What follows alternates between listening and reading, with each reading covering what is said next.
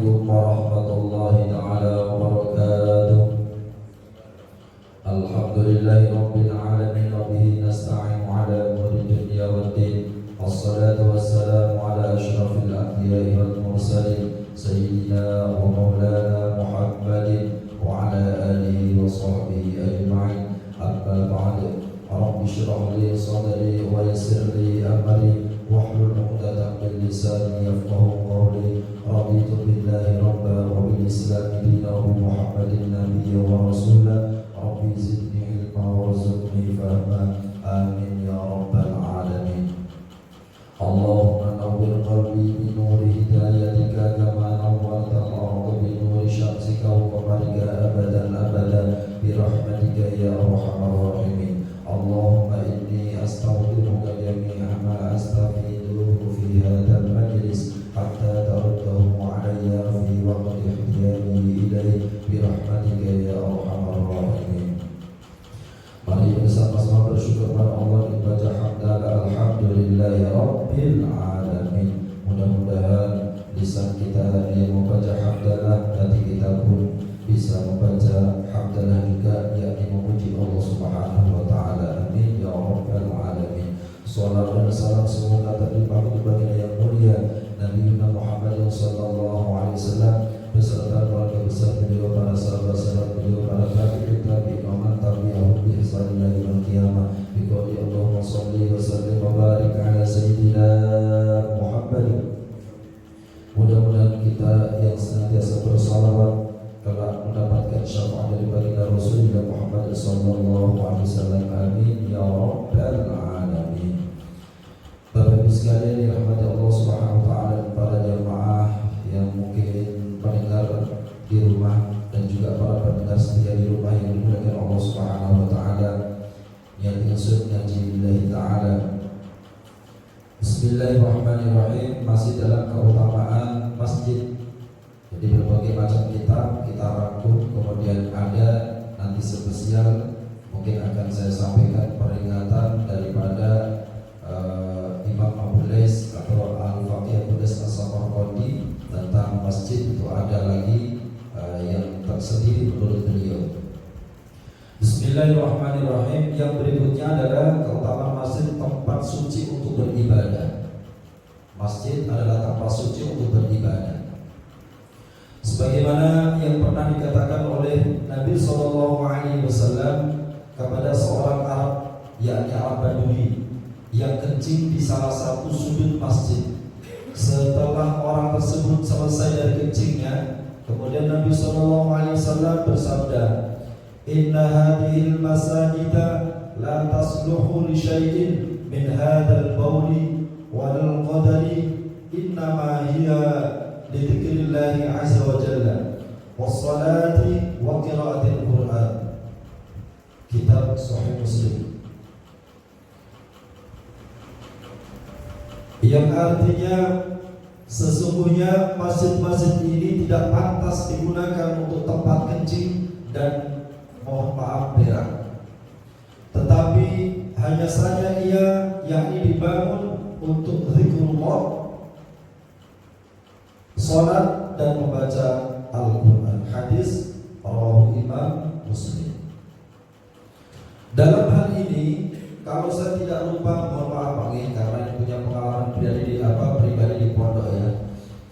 Allah a'lam bishawab. Kalau saya lupa ataupun salah ingat, saya mohon ampun kepada Allah Subhanahu wa taala. Pernah saya diingatkan, jangan cuma buang kotoran saja di toilet masjid, hukumnya itu makruh, yakni BAB maupun buang air kecil.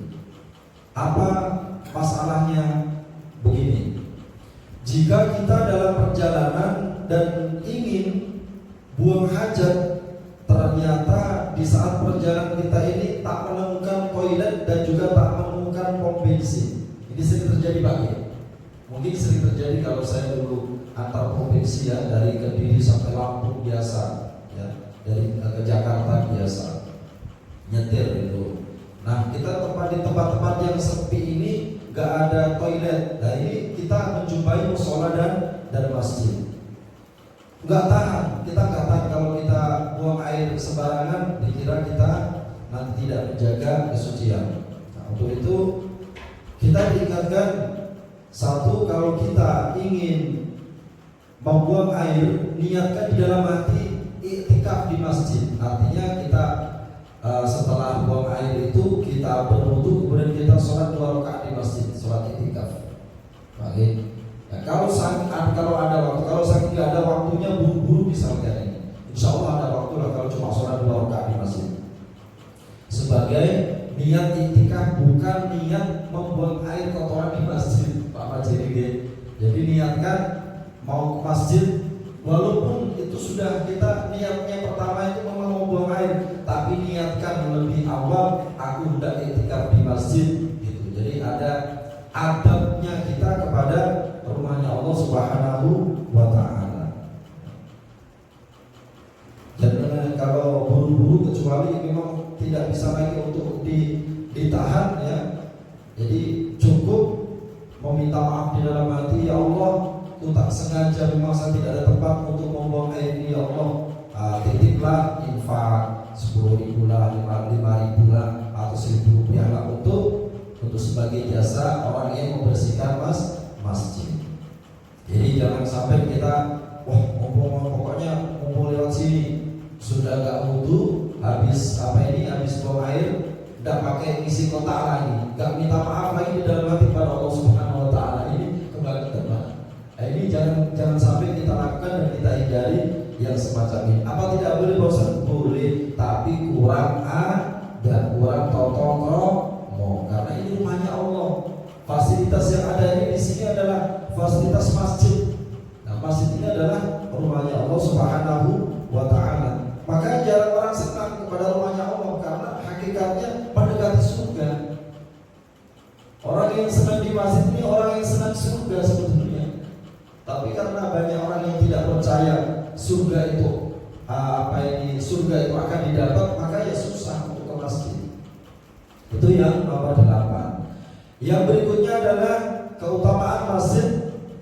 Sholat di masjid akan mendapatkan ampunan. Sebagaimana Nabi SAW bersabda, barang siapa berwudu untuk sholat, lalu dia menyempurnakan wudunya, kemudian berjalan menuju sholat fardu, lalu dia sholat bersama manusia, yakni bersama jamaah di masjid, niscaya Allah mengampuni dosa-dosanya. Hadis rawahu Imam Muslim.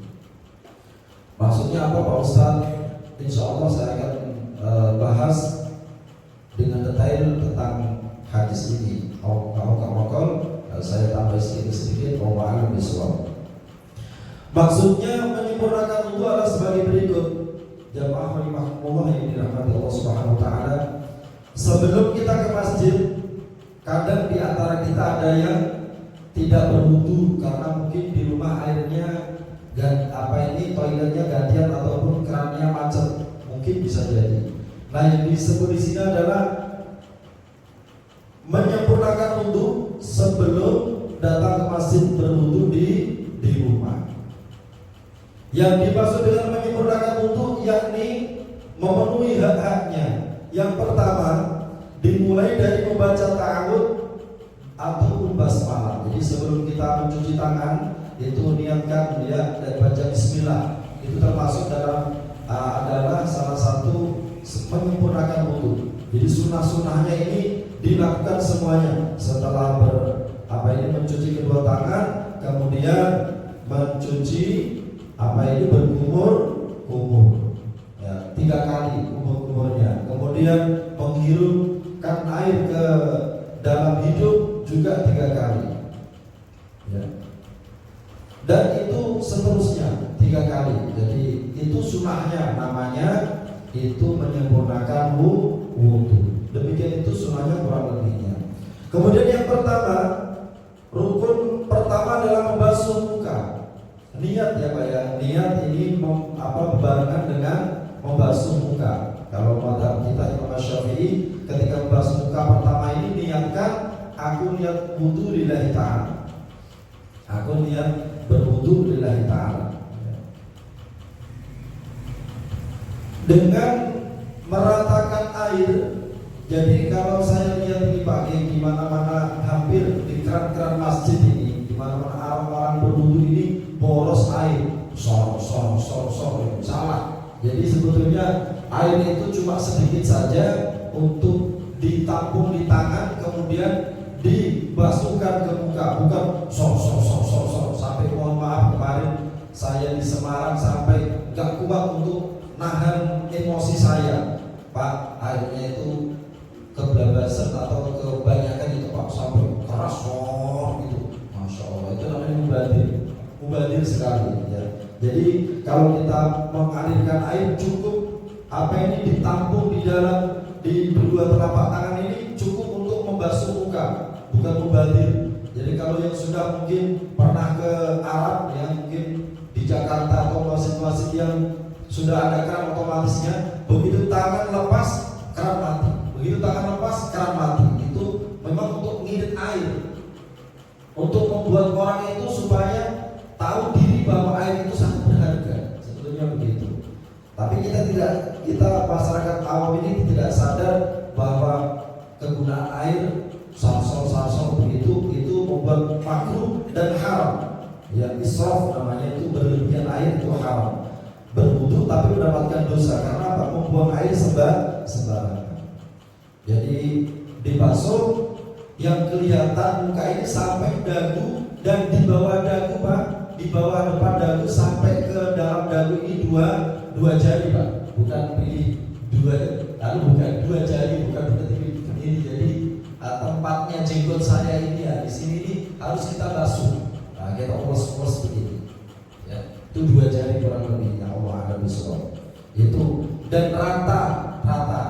Nah, kemudian karena sebagian pendapat ulama untuk menyempurnakan wudu itu adalah ini Pak, mohon maaf ya, ujung jari kita dua ini, bahasa Jawa itu culekkan di sudut mata di sini. Ini kadang ada beleknya yang di sini kering, menutupi daripada kulit. Kalau kita tidak culek atau tidak kita gosok, kita tekan, maka air wudu tidak sempurna. Itu yang dimaksud Pak. Mohon jadi, apalagi bangun tidur ya, itu biasanya ada yang tertinggal di situ intimnya. Ya. Kemudian setelah itu membasuh tangan, ingat pernah seringkali saya ingatkan, membasuh kedua tangan itu dimulai dari telapak tangan atau ujung jari ke siku sebanyak 3 kali dengan sempurna. Jangan kanan belum sempurna, kiri dibasuh, kiri belum sempurna, kanan dibasuh. Begitu Pak Majeria umumnya, itu salah.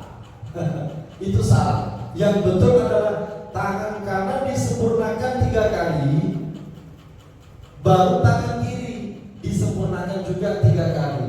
Begitu langsung ke rukun berikutnya.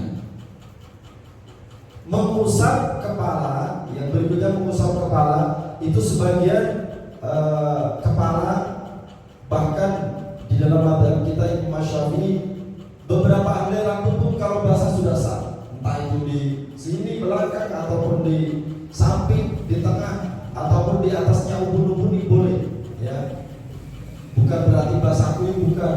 Mengusap itu ya sekedar mengusap ya, itu sebanyak 3 kali sunnahnya. Kemudian setelah itu kuping itu sunnah Pak. Kalau airnya tidak cukup, tidak usah membasuh kuping karena itu hukumnya sunnah. Itu tidak wajib. Kalau badan lupa pun tidak mengapa, tidak batal wudunya. Nah, kemudian setelah membasuh kuping, sunnahnya itu kemudian membasuh kaki. Dan kita lihat juga banyak tempat, di mana-mana tempat banyak yang masih berwudu tidak digosok kakinya, hanya dipancurkan air ke kakinya, ubah-ubahnya ke utik begitu Pak. Itu tidak sah karena tidak cukup, harus dibasuh, bukan disiram. Dalam bahasanya itu bukan disiram tapi dibasuh. Kalau dengan umpama mengguyur baju dengan basuh baju pasti beda Pak, hasilnya, betul Pak? Dengan kita mencuci baju, dengan cara kita mencelup saja, dengan yang lain dengan kita menggosok, membasuh, pasti berbeda hasilnya. Nah, saya sarankan, saya ingatkan bagi para pendengar di rumah, hati-hati berwudu ketika di saat akhir, yakni menyempurnakan rukun yang akhir, yakni membasuh kaki dari ujung jemari kaki sampai ke sikut kaki dan mata kaki. Jangan mata kaki dulu. Pada umumnya orang-orang dilihat ini anak-anak kecil ya, terutama ini sarsor mata kaki dulu baru ujung kaki. Ini salah. Menurut Al-Quran adalah ya itu dari kaki sampai mata kaki, bukan mata kaki sampai ujung jari. Jadi itulah diantara kesempurnaan wudhu secara zahirnya. Kemudian kata Rasulullah SAW disuruh menyempurnakan wudhu apa? Berarti setelah wudhu membaca doa wudhu, itu namanya menyempurnakan wudhu. Dari asyhadu an la ilaha illallah wahdahu la syarika lah wa asyhadu anna sayyidina Muhammadan abduhu wa rasuluh. Allahumma ja'alni minat tawwabin wa ja'alni minal mutatahhirin wa ja'alni min ibadikas shalihin. Kalau sanggup lagi doanya, doakan orang tua kita, Allahumma ighfir li dhunubi wa li walidayya warhamhuma kama rabbayani shaghira. Itu itu sebagian ulama menambahi, karena pentingnya kita menjadi seorang yang berbakti adalah setiap saat mendoakan kedua orang tua. Dimanapun berada kita ingat orang tua, mendoakan orang. Itulah anak yang soleh dan anak yang birrul walidain. Itu pelajaran kita hari ini tentang menyempurnakan wudhu. Itu dilakukan 3 kali berurutan, yakni tertib, yang kanan didahulukan, yang kuping jangan didahulukan. Itu pemahaman daripada kajian saya dan dari pengajian-pengajian yang saya pelajari. Mudah-mudahan keterangan ini bisa bermanfaat untuk kita semuanya dan para pendengar di rumah, dan mudah-mudahan kita bisa menyempurnakan wudhu kita sesuai dengan tuntunan dari baginda Rasulullah SAW. Amin ya rabbal alamin wa ya mujibas sa'ilin. Wallahu a'lam bishawab. Wallahu a'lam bishawab. Subhanakallahumma bihamdika